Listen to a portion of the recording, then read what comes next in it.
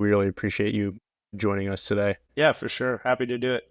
We'll quickly introduce you to the project, and then we have a set of questions, but I'm sure we'll, get into some things that we didn't even plan for as well. Okay, that sounds good. Awesome. So yeah, for the past 2.5 years now, we've been in production for this short documentary called The Winning Recipe. We've basically been covering Leon Brunson opening his restaurant, Leon's at Lake Ella. It started out as a project where Leon came to us and wanted to do this docuseries, and we realized the resources weren't there. So Chris and I decided to take this thing on as an actual indie project. Basically with the film, what we're trying to do is shine a light on restaurant entrepreneurship and just show a real story happening in your backyard of a guy opening a restaurant to be just a useful piece of media for aspiring chef owners. So yes, Leon's story is very unique, but there are very universal themes that we show throughout the film that we feel like if people coming up see, they'll be sort of more empowered they'll at least know what the hell they're getting themselves into. Right? Amen. Yeah. Yeah. It's like, we've been joking, like, fuck, like, are we just going to scare everyone away from this path? You could very well. That's for sure. Yeah. Cause we've realized like how hard it truly is. And then we look at a guy like you who's got Canopy and Limited Time and other projects, and we're like, okay, we want to talk to him because he knows something. I appreciate it. Yeah, for sure, man. So that's pretty much it. Chris, do you want to fill in any gaps or offer any other context on the project? That pretty much sums it up. It's an independent project, and we've learned a lot. There's a lot of valuable things about finances and spreading yourself too thin in the mentality it takes of taking on a restaurant and being an entrepreneur. It's long term, and it's hard to explain in words, but it shows it, hopefully. And we also, Brad, have Keith Baxter in the film because Leon worked for him for 4 years. So yeah. He's sort of like the mentor character that isn't in the film a crazy amount, but he comes in pivotal moments. So anyways, you're probably wondering like, okay, why the hell are we talking about this? We're trying to surround the film with also a bunch of useful media, right? So we're trying to talk to people like you and record these interviews so that if I'm an aspiring chef owner, I can watch the film, but I can also go to all the socials and see a bunch of other useful shit as well in the form of, video clips and insights and stuff like that. So that's it. That's the project. No, I love it. I think it's unique and is probably well needed for people because, a lot of people get scared of taking the jump, and I agree on some points because it is a very risky field. And sometimes even though you can be the best chef in the whole world, but it doesn't necessarily mean that you're good at owning and running a restaurant. For sure. What was your trajectory like? Were you kind of like the artistic wild chef, or like were you approaching it early on with like a business acumen, or like how did that look for you? Yeah, I don't have a culinary background. I basically, learned how to cook from my grandparents and just cooked a little bit growing up. But once I got into college, in high school too, I started working in the industry pretty young, around 15 or so, working in different restaurants. And then once I was in college, put myself through college working in restaurants. Actually, we own the Lunchbox. Jenny's Lunchbox is what it used to be called, but we own it now.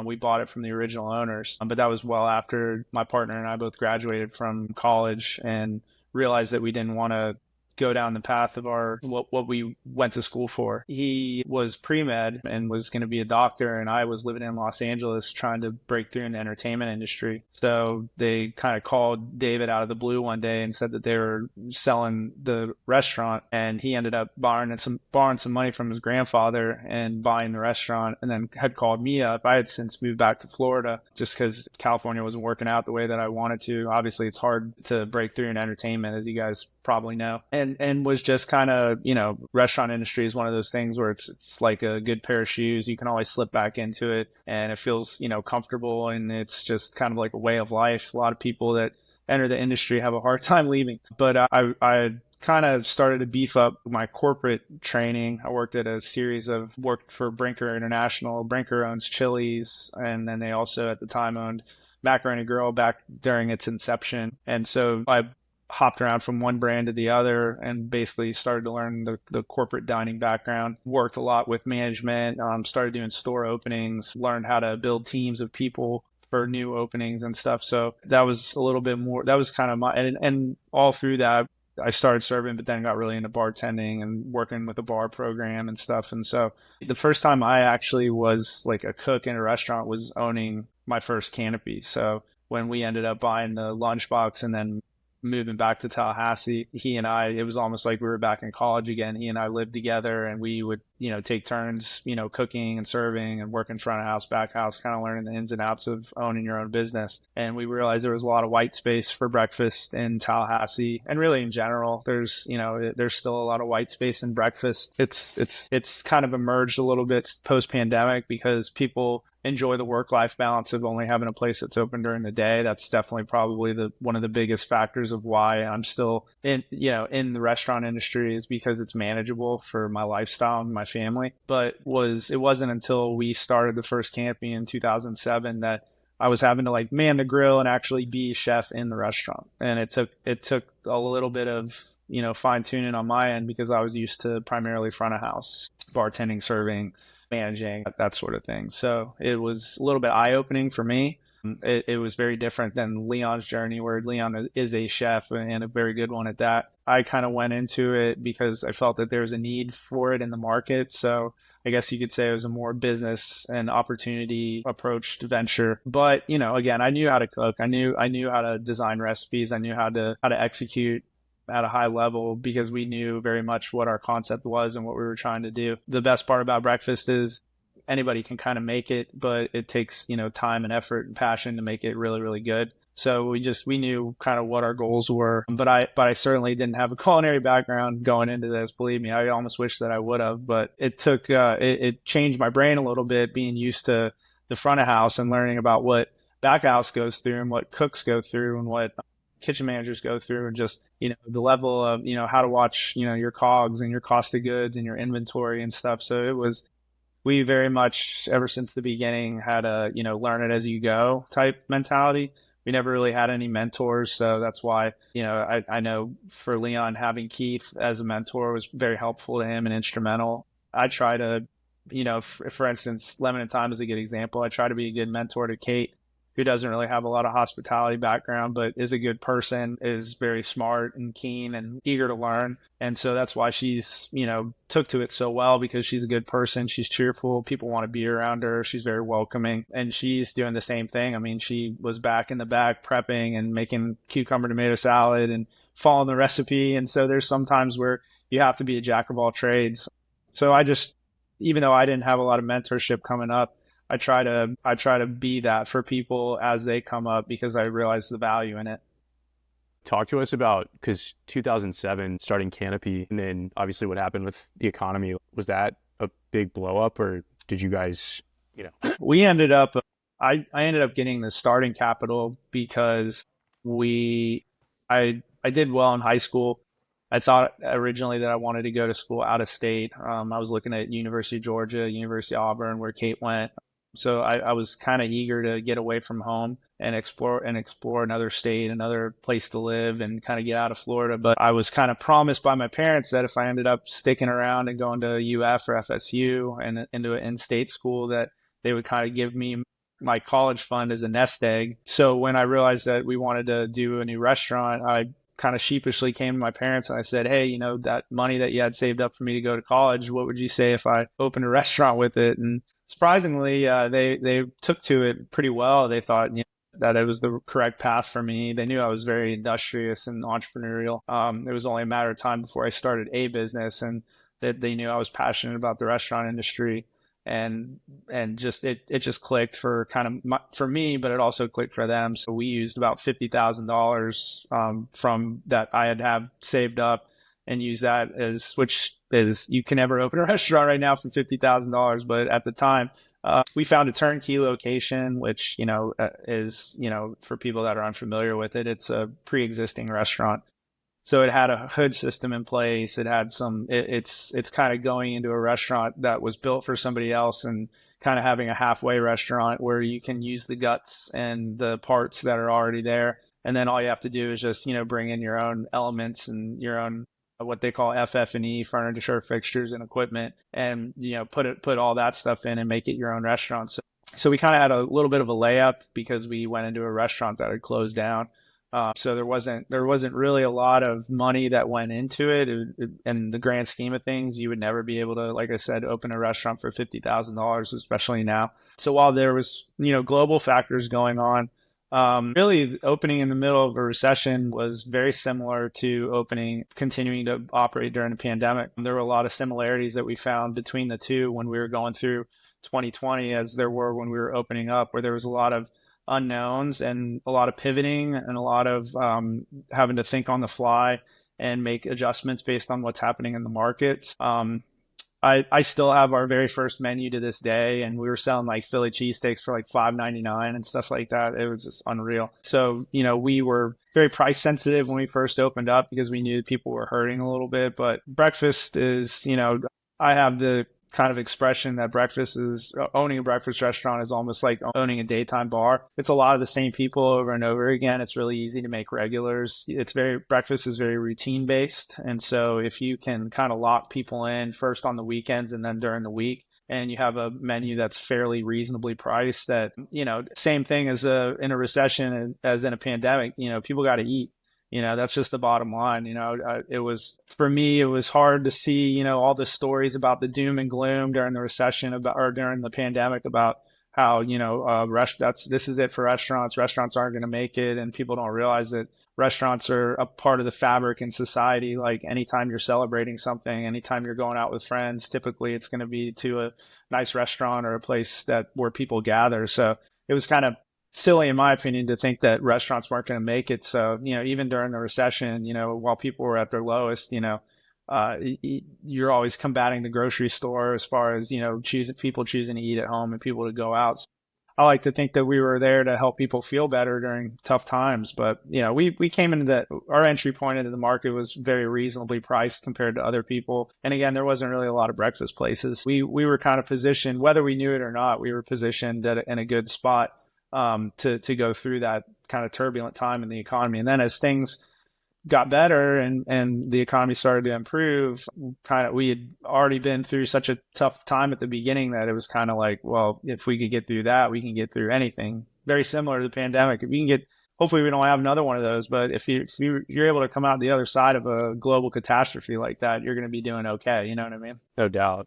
Do you think about that now, like revenue wise? Like, are you like, all right, I'm going to continually tuck a little in our back pockets for the next shit show? Or is it kind of well, we would always, kind of when we were coming up, again, once we got comfortable in our positioning and opened our first location and had a solid staff and solid customers, and then you start to kind of hear the rumblings of like, our first location is incredibly small. It's only like 1,700 some odd change square feet. So we certainly outgrew it. And we started hearing rumblings about, man, you guys are kind of packed to the gills here. You guys should consider doing a second location, which we kind of knew that there was a potential to scale.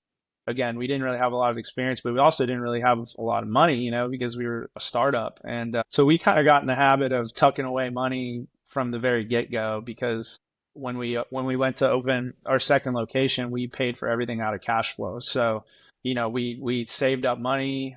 We knew that we were going to have to find another turnkey restaurant, or else it wasn't going to be a possibility. And then we were successful in finding a sandwich shop that had closed down.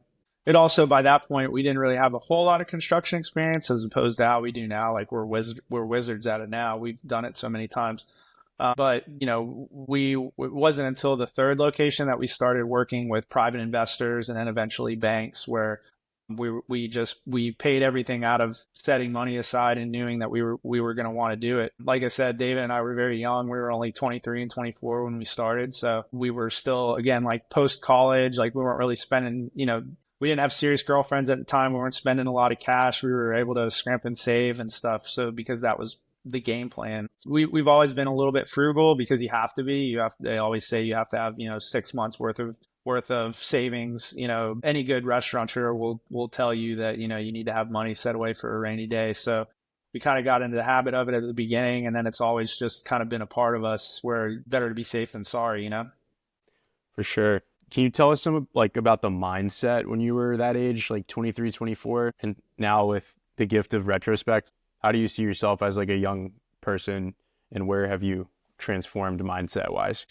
I'd say we did a pretty good job. We're very hard workers. I see a lot of people getting into the industry that, again, maybe they're a good chef, or maybe they have a lot of restaurant experience, like working in a restaurant, even like local places, to, working underneath big names as far as chefs or entrepreneurs go. But until you really get your hands in it, it's very overwhelming. There's just so many different aspects of it. Part of the thing that I think about the most is that when we were that young, we didn't have a lot of know-how in regards to marketing your business. We mainly just are, and still to this day, word of mouth is always going to be like our best bet as far as getting the name out and having satisfied customers tell other people to go and try it. But we relied solely on word of mouth at the beginning because we just didn't have any sort of background in marketing. And anytime we did try to market, we felt like we weren't getting our money's worth. And I remember feeling kind of down in the dumps at the beginning of it because I felt like I didn't have a true understanding of it. But seeing how I was then, based on what I know now, I think that it would have been okay. Like that, I would have just told myself to stick it out and continue to, social media wasn't the same kind of presence that it is now. There weren't all sorts of crazy review sites, things of that nature. There wasn't social media influencers. I mean, a lot's changed over the course of time as far as when you're first starting out to how it is now. But, basically the mindset at the beginning was just work, work, work. You get up, you think about work. When you go to sleep at night, you think about work. And unfortunately, you can ask my wife, I'm still that way, unfortunately, to a fault sometimes. So I've always kind of kept that same attitude and presence in the business. I try to be in it all the time. I try to be very involved with my staff and my management teams and our area directors and my director of operations, she's amazing, and she's pretty much my left arm. I probably at the very beginning, I took a lot of the workload on myself and my own shoulders. Whereas as we've grown and we've built our infrastructure, our human infrastructure, I'm able to kind of delegate and not take so much responsibility on myself, which I would say at the very beginning there's a lot of pressure to do that because you know how you want it. And unfortunately, still, 17 years in, I still, my challenge every day is to get my teams to do things how I want it, because I see the vision and I see our mission statement so clearly. So that's kind of what that's turned into. But at the beginning, you just put a lot of faith in yourself and you do the best you can. There isn't anything where I can think back and been like, oh man, I really screwed that up, or man, I should have handled that differently. There's little instances here and there, but overall, I think one of my points of pride is that we did it the right way. And we had a lot of great help. A lot of people that are still with us to this day that kind of really champion the brand and champion us as owners. And we try to treat them the same way because it takes a village, No doubt. Yeah. One of the things in the film that is significant is just relationships and how sometimes personal relationships will suffer from working so hard in the restaurant. Can you tell us a little, because it sounds like you've done a fantastic job of building relationships in the restaurant. My business partner was and is still my best friend. And we met freshman year at FSU. We lived in the same dorm together and were introduced by a mutual friend. And we lived together all through college. We kept in touch, obviously, post-college. And then kind of, developed an idea for a business plan, almost like pen pals, just bouncing different ideas off of each other. Once he acquired the lunchbox, he's like, it's just like working there, but you own it. And so you have to pay all the bills. And, obviously it's a little bit different, but it's still, if you care, a lot, like people really are responding well to it. And so that's kind of how it made me, think it over and be like, this is the right path for me. Still to this day, we get complimented on how he and I are able to preserve our relationship. Still to this day, we still get along. I mean, we get along for the most part. And we're very much different personalities. He's very much one type of personality and I'm the other. That goes from everything to like how our personalities interact with each other to the kind of things that we both like to handle in the business. I'm very much the left side of the brain when it comes to the business. I love the creative pieces of things, putting the menu together. I'm definitely the more chef driven out of the two of us. I do a lot of market research. We're blessed enough to have a corporate chef now who we work with, who also does several other big brands. But 2 times out of the year, we do what's called a menu ideation, where I pretty much just make a notebook filled with all sorts of ideas and different things I want to see. If I wanted to, for instance, like last ideation, I wanted to try to come up with these cannoli pancakes where you roll the pancakes in on each other and fill it with a mascarpone filling and cover it with chocolate chips. And sure enough, I was able to, we were able to recreate it. It's fun. It's kind of like Willy Wonka, where you get to go in and see all of your crazy ideas come to life to the best of their abilities. That's the kind of stuff that I like to do. I handle the majority of the marketing with my assistant and our director of marketing. And David's more of the dollars and cents. He's really hard on food costs, COGS in general. He usually has relationships with the landlords and worries about the shape of the building and if things need to be fixed, so on and so forth. And then he's very more dollars and cents oriented. So there's obviously times between the two of us where things can clash, especially when it comes to the cost of something. He definitely keeps me in line. I come up with kind of big ideas and he tends to reel me back. And then, our personalities have differ a little bit. He's very soft spoken and doesn't like to be in the limelight. Whereas I'm the one that's always doing interviews like this and doing like quotes in newspapers and giving interviews, and will be more of like the face of the business. And it's comfortable for both of us. And it seems to work very much yin and yang between the two of us. As we've brought in more people into our system, and as we've grown from a corporate level, we tend to try to bring on personalities that help benefit both of us. A lot of times our director of operations, her name's Mary, she'll play tiebreaker between the two of us, and it helps having somebody in there to not only bounce ideas off each other, but to maybe provide a new set of eyes and different viewpoints on things. So we also get a lot of input from our managers and our staff, and mainly our customers. We talk to them quite a bit on what they want to see, and if they want to see any changes, or if they're dissatisfied with something, or they want to see an item come back on the menu. You tend to be an open book for that stuff. No matter David and my personality difference, the one thing we will always agree on is trying to take care of the customers. For sure. Can you tell me a little bit about how you developed the hardworking mentality? Like for Leon, he played Dance Dance Revolution and became this hyper competitive. That's right. I forgot about that. Yeah. That's right. And the film explores that and how it's running a restaurant's dramatically different than that mindset. Some overlap. But anyways, yeah, for your childhood, did you notice that entrepreneurial spirit early on? And did you notice like that really, gritty drive? Yeah, I kind of always drifted towards like leadership roles, both in like clubs and sports and growing up and stuff. I'm blessed to have the personality and the skill set to be able to do that, to get people to rally around you. So I knew kind of early on that I liked being like in charge and being a leader. I love to work with other people. I love to be a part of a team. That's definitely something that still rings true to this day. When I think of a leader, I don't think of somebody sitting around telling people what to do. I think of somebody that will be down in the trenches with you and kind of proving. The one kind of caveat in restaurants is, there's owners, and then there's managers, and then there's working owners. And I tend to try to be on the side of the working owner, where there's not a task in the restaurant that I wouldn't do myself. And I think that helps create a relationship with your employees, because they know that nothing's above me, or nothing's below me to do. I'll change grease trap. I'll bus tables. Half the time, the customers will be like, "Who's that nice busboy that said hi to me?" And they're like, "Oh, that's the owner." So, I like that. I want to be confused for a worker as opposed to being the owner. But you definitely garner a lot of respect from your staff and the customers by being in the business and constantly working on it. But, growing up, David and I both played sports. Incredibly competitive. I always have been. Even to this day, I like the competition that there is in hospitality and restaurant ownership. Not that I think that I'm better than anybody, but I like to compete. I like to compete in the market because I think it's very challenging, and I like to see when people succeed and are doing a good job. That makes me. I'm passionate. Like to see the success that Leon's had and how hard he's worked. That helps drive my competitive spirit, because I like when people push me to try to be better. I think there's a lot of that goes on both locally and just in general in hospitality.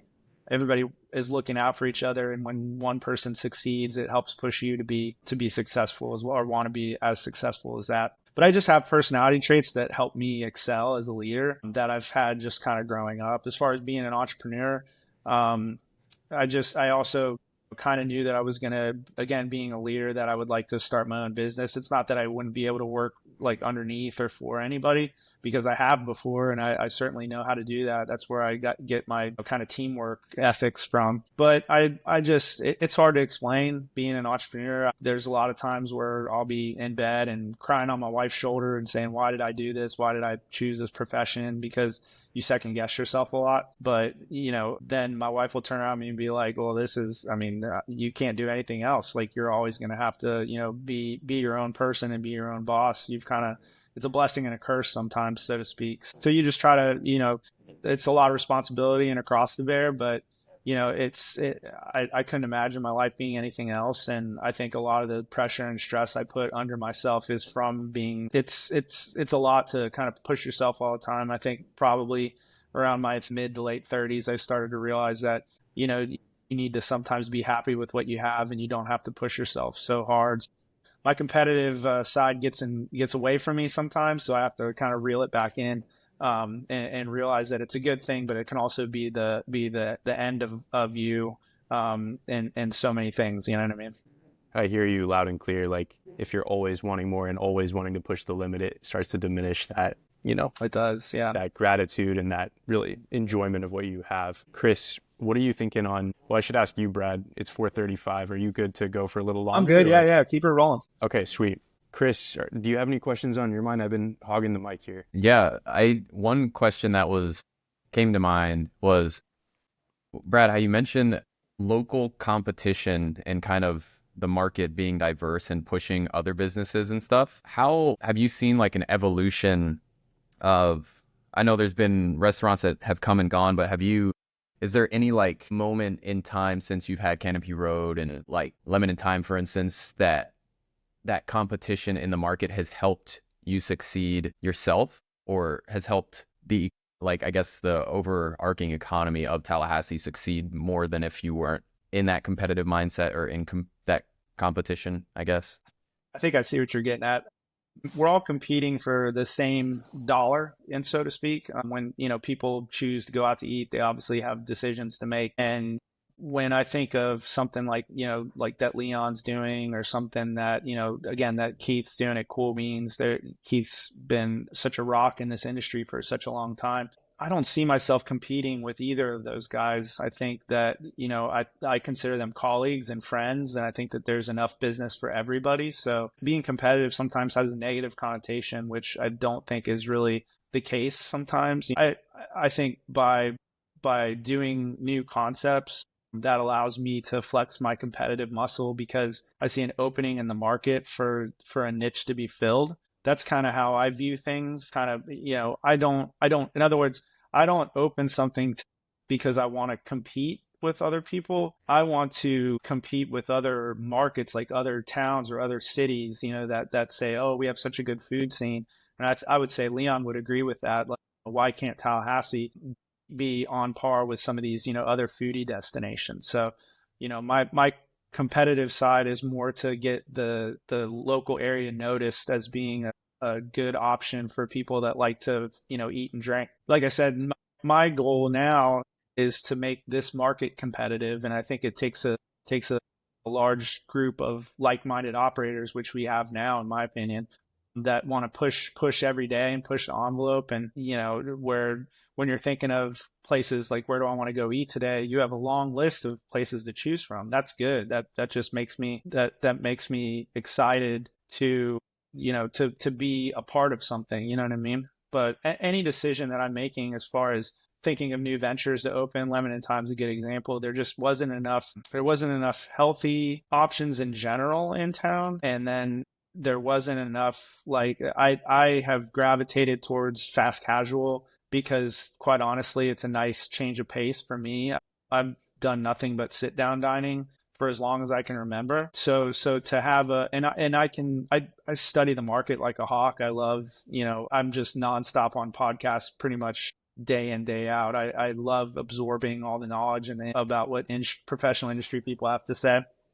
But things have, I watched what's happening in our own market, and people were trending more towards, not necessarily wanting to sit down and have to tip somebody, and where can I still get a nice quality restaurant experience, but not have to, go through all the, moving and shaking of actually sitting down at a restaurant. So they're easier to staff, fast casual places are. So that was a little bit of a nice break for me. But, again, then my competitive side kicks on and I'm like, well, nobody's doing this, so I'm going to do it and I'm going to fucking go. You know what I mean? Like I'm going to go for it. And then that's when I get all revved up and feel like, there's something to be accomplished. And again, it's just because there was a need for it, but I wasn't necessarily competing with anybody. A lot of times I'm just competing with myself. I have an idea and I want to get to the finish line on it. So how can I make that happen? And then that's when I gave the idea to Slayton and Kate. And I was like, what do you think about this? And Slayton, with his commercial real estate background,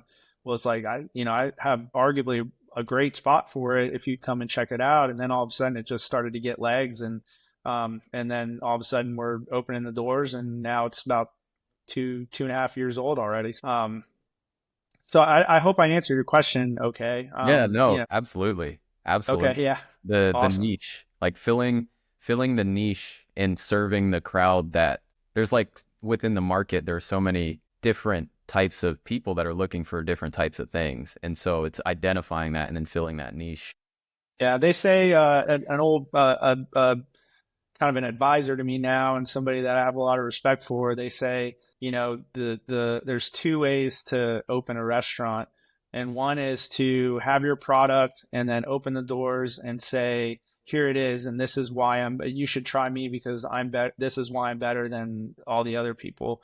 Or you can go into a market and say, what does this market really need? And then create the concept based on the needs of the market. And I found that if you take that approach, you're more than likely going to be more successful than the other way around. Tallahassee gets a lot of flack because there's a lot of chicken tender places opening up. And I think that's kind of, that pretty much embodies the point.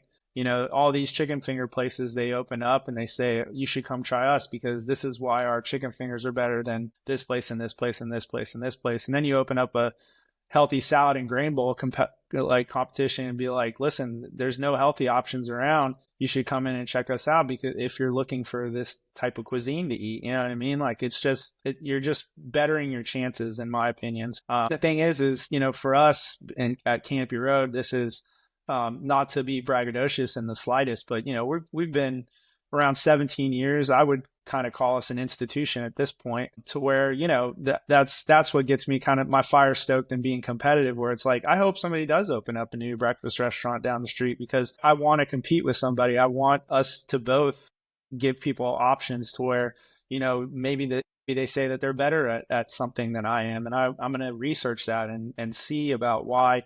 Maybe that is. And so it's ultimately going to make me better if you pay close attention to it. So I guess, that's again, like it's negative. There's such a negative connotation to competitive, but I don't feel like there has to be. I think everybody should have the competitive spirit. I don't think you can be an entrepreneur without having competitive spirit, quite honestly, because, the ultimate goal is to push yourself to be the best that you can be.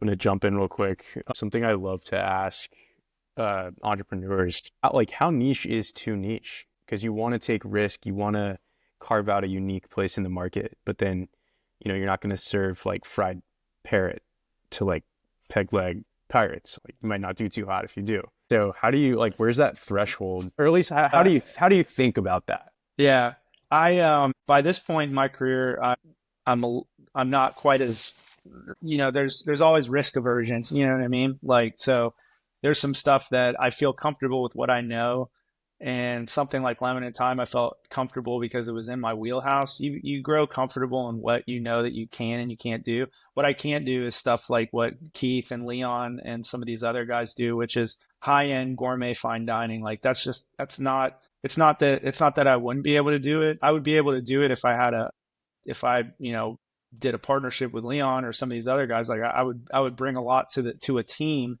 that have the skill sets. I like to think of it as like the Avengers, and everybody has their role to play. You know what I mean? So I could do it as part of a team because I have the knowledge and the skill sets to bring to the table. But I know that that's not something that I can do on my own. So I can't really entertain it. I just leave it in the capable hands of guys like Leon and other people that have the chef experience and the operational experience, and allows me a place to go out to eat when I want to go out to eat. You know what I mean? So, um, you tend to know about what is risky to you, and that's just knowing yourself and knowing your skill sets.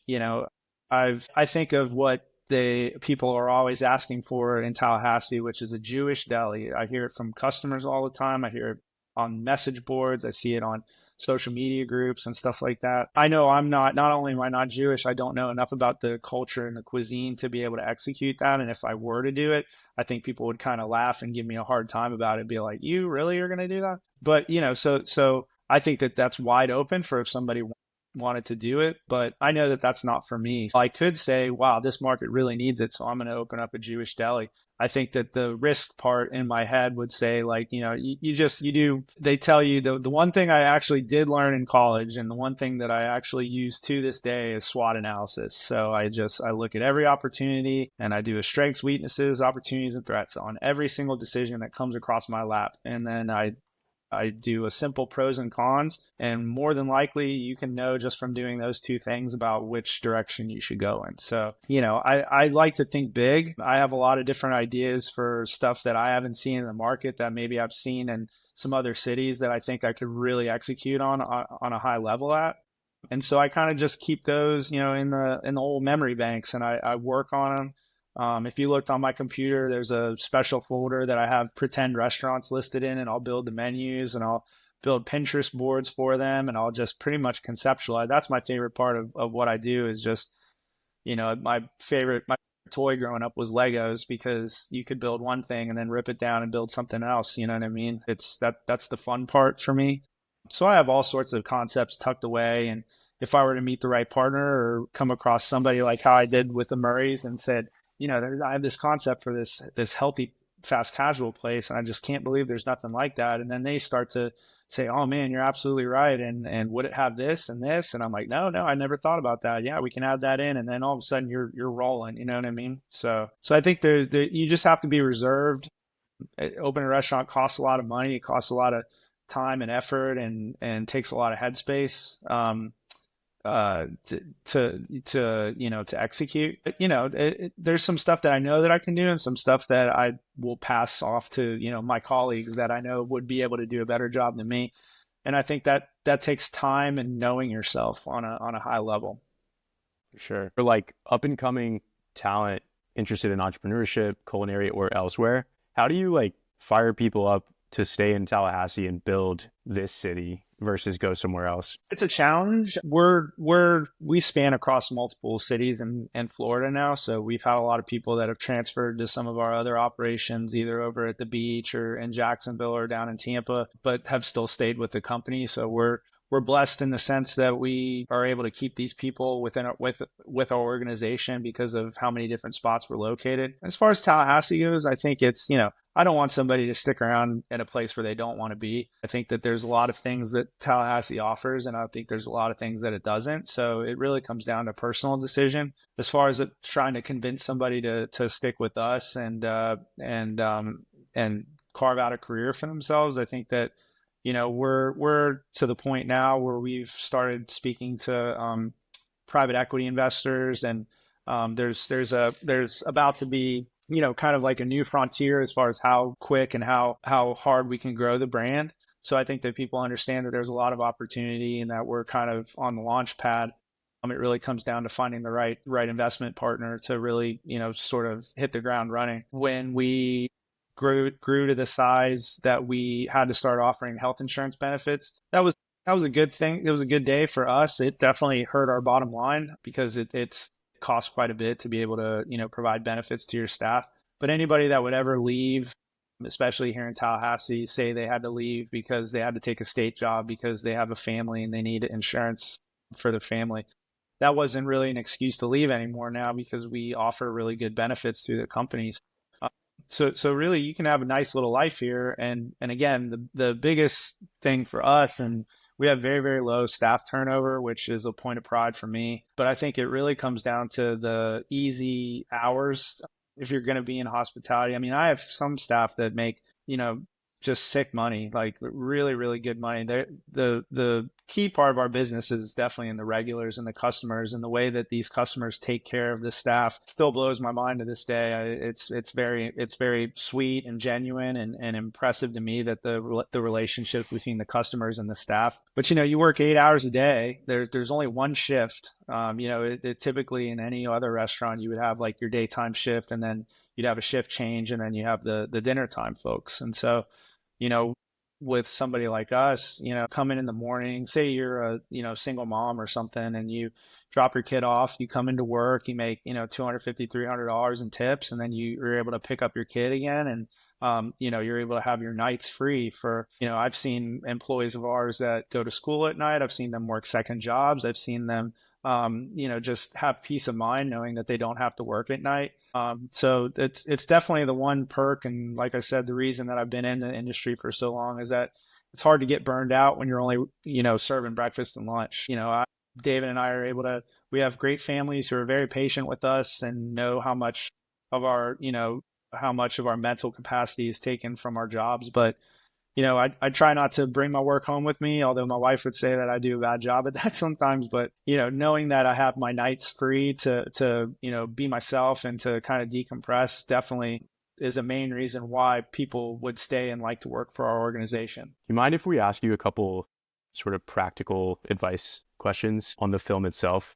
If we're setting out to make a film that's as useful as possible for up and coming chef owners, where do we put this thing? How do we maximize viewership? I know like we're getting into like film distribution deals and stuff, but do you think it's smart for us to pinpoint like places like Kaiser and culinary institutions, or more, we know you went to FSU's Masters of Hospitality?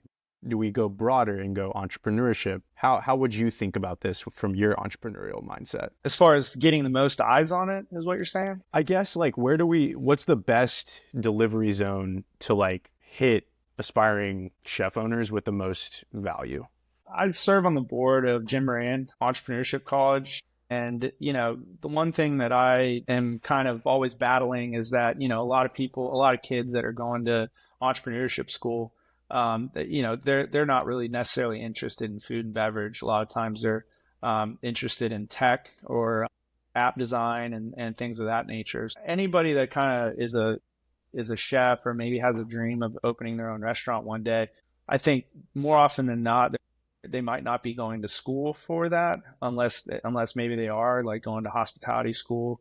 Most of the kids that I see that are in the hospitality program tend to gravitate towards hotels just because of their age and because of the fact that hotel groups tend to move you around a lot. So it's a fun experience. If you're, if I was that age and got offered to work for Hyatt and I bounced around from year to year living in different cool places, like I would do that no problem. So I think most of the people that are entrepreneurial maybe might not even be going to school for it necessarily. I think maybe it's just a dream of theirs and maybe they're working within the industry. I go to a lot of like trade shows and trade expos within the restaurant industry, anything from franchise shows to new product line launches that they give for other restaurant owners and stuff like that for people to see what's new and emerging and food trends and stuff like that. As far as where you're going to find those kind of people that are looking to maybe start their own venture, I mean, that's tough to say. I think that people in a school curriculum setting maybe they don't necessarily have the gumption to start their own restaurant. I think it's maybe somebody that, like me, that's been in the industry a long time, that feels like, I know enough about this and I know that I would be able to do a good job. I feel like I've outgrown it and I've hit a ceiling. So I'm going to just try to pull this off and see if I can do it on my own. You know what I mean? So I hope that answers your question. I'm not technically sure where we would find the right group for this to come across to. I've also noticed hitting people at a younger age, like high school. I do a lot of high school boot camps that are involved through the entrepreneurship college, and they're very, very impressionable. I like to at least have a hand in showing kids at a young age that, owning your own business is a pretty cool thing. And if you like something well enough to be able to do it by yourself, then I think that's something to be championed. So I think that almost the younger the age, the better,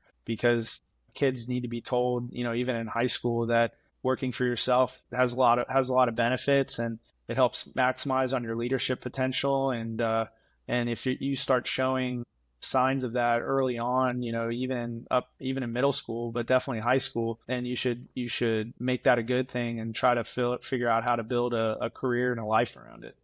Chris, anything on your mind before we start to wrap up? No, I can't think of anything. I think that was a great question, Mike. And Brad, that's something we're actively trying to solve, is where is this going to bring the most value? Who are those, essentially, who is the target audience? Who, when watching this, will actually pull value from it? And how do we include the right things for them educationally and stuff within it? Because there's a lot of... I think it's inspiring. Leon's story is certainly inspiring, and there's not a lot of people like him. We know each other pretty well. I'd love to sit down and have a beer with him sometime just to get to know him a little bit more. But he's always been he's in Lebanon time all the time, and I'm definitely have a lot of respect, and I hope that he achieves great heights. I think he does a fantastic job. But there's sometimes there's just a spark. There's not a lot of people like him. There's probably not a lot of people like me. We're a rare breed. And so, but as far as, who the target audience is, it's anybody that, maybe wants to take a chance on themselves. Again, I think, not to bring up risk aversion again, but I think sometimes society teaches us that starting your own business is too risky. And so what I've found, because I do a lot of these talks, both at FSU and just in the world in general. And I found that most people they will not take that first step because there's just so much risk behind it. And a lot of times, David and I started our business when we were single and very young, and there wasn't a lot of, there wouldn't have been a lot of casualties if we failed. We would have just said, that didn't work out. Now we can go, work a 9 to 5 and go, have a normal life. But because entrepreneurship is not a normal life, that's for sure. But, I think at the end of the day, it's the people that really want to do it. They just need to look within themselves, and you're going to find those people everywhere. So, I mean, to answer your question, I think you need to put this everywhere you possibly can. And then you'll be able to find your target audience because they'll gravitate towards it. Anything, somebody like me, if I was looking for something, I'm always looking, for ways to better myself and looking for different, things to read or things to watch about. I think, YouTube's a great example. If what you guys were doing was on YouTube, I'd watch it in a heartbeat. I think a lot of people, I learn stuff on YouTube all the time. It's one of the rare times that you'll see a mid 40-year-old man say this technology is really awesome, because you can find the answer to anything. You can find, all of the celebrity chefs, Matty Matheson, all these guys, they have fun instructional YouTube videos that also teach you about their brand, like their personal brand and what they're doing. And a lot of times they're involved and they have their own cookware line and they have their own chain of restaurants and stuff like that. And, again, it inspires me. So, they're out there. The people that you're trying to reach are out there. I promise you that. I couldn't tell you, where specifically they are. But, I know for sure that, just having this particular media up on YouTube or across those kind of channels would be beneficial, because I think everybody would love to see it, For sure. Thanks for your insight, man. This has been a super helpful conversation. No problem, guys. I appreciate you doing it. And I wish you all the best. And anything I can do to help you further, please let me know. Thank you so much, man. And we'll follow up with you in a couple weeks as well with some of the best moments, some videos that you can do whatever you want with, really. Yeah, that'd be great. I really appreciate it. And like I said, seriously, reach out if you need anything else, and I wish you guys the best. And if you think of anything else, just let me know, okay? Thank you so much. Thank you, Peace Brad. out, Awesome, Brad. guys. See you guys.